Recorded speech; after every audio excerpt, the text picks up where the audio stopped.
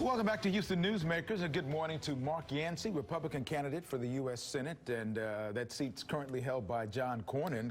Good to see you. Thank you very much for having me. Good morning. What is it that makes someone like you decide that I'm going to run for U.S. Senate? Well, you know, I'm 62 years old, been in the private sector for 33 years, and I believe that Texas deserves better than what they have. We need to get back to our conservative roots. You know, Texas is a very red state, 254 counties, and I intend to do that. I believe, you know, I didn't come here to bash Cornyn, but I think Senator Cornyn is served Texas well early on. He's been in public office for almost 40 years. I think he started off, you know, doing some very good things, but he's lost a step. So when you look at that and you decide, okay, I would think it'd have to be something, there's a tipping point somewhere or another that says, okay, I need to run. What was it that Senator Cornyn has done or not done that made you decide to take that step? There's a thing called the Liberty Score, where he votes 67% of the time for Democratic causes, and 33% of the time he votes for what we define as conservative causes. So that's not what the people in 2001, when they elected Senator Cornyn in office, he started in 2002, that's not what they voted for.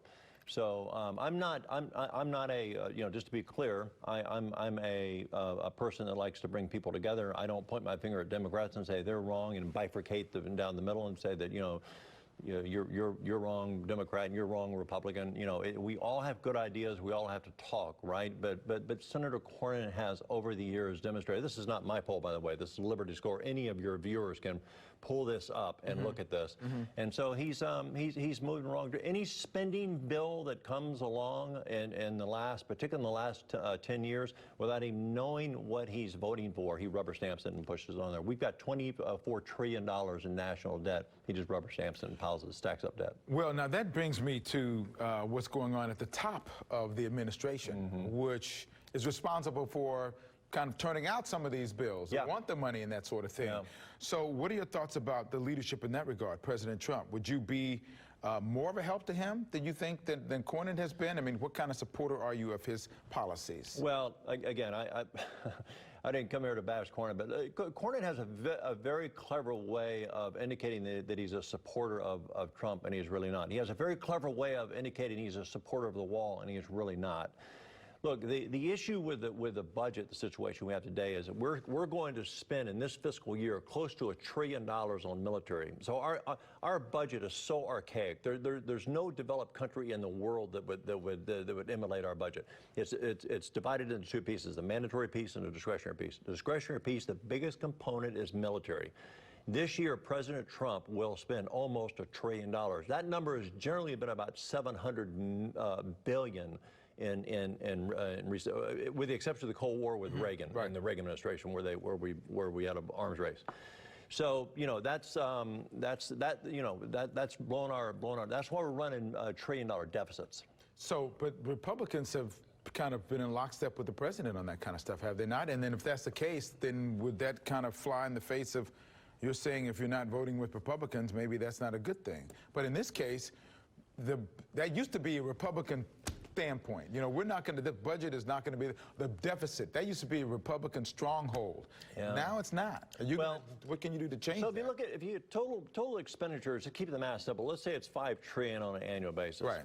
Let's go back and look at a couple of things. One is that 40% of the mandatory part of our budget, which is growing at 1.2 times the size of the discretionary budget. So 60% of that $5 trillion, if we're going to use that number, is growing at 1.2 times. $40 billion of that is used for illegal immigrants that are in this country illegally. They have committed a crime. And we are taxpayers, you and I, working people that are paying for that. Let's look at the fraud and abuse component of the mandatory side of the budget, and let's start there. Okay, so you got Medicare fraud, which is estimated to be somewhere between $500 and $700 billion just on Medicare alone. You got Medicaid, you got VA, all these things. So you got enormous places you can look. I was talking to a sitting congressman this morning that said, Mark, we don't have the resources to run this down. But he said, you know who does have that? I'm not going to mention the insurance company, but he says one of the insurance companies that does most of the Medicare, they have those numbers. All right, you run into somebody in the airport, you don't have much time. What do you tell them to your pitch to get them to vote for you and unseat John Cornyn? We need to get back to conservative values in the state of Texas. Texas is the red of red states. We need to keep the Senate seat red. I'm all for term limits. We need to rotate people in and out of Congress. They need to move on. They cannot make Congress their second home. That's what's happened not only to Mr. Cornyn, but 20 others there. Number second, anything that's unconstitutional, abolish it. The Department of Education comes to mind. That's a complete waste of taxpayer money that you and I are paying for and all your listeners are paying for. We're spending $70 to $100 million on the Department of Education, and if you have children, it's absolutely doing nothing for the outcome of the benefit of your kids in school. Mr. Yancey, thank you so much. It's an uphill battle for you. I'm sure you know that, but good luck. And thank you for wanting to put your name out there and be a public servant on behalf of all of us. Thank you for your time, sir. Appreciate you so much.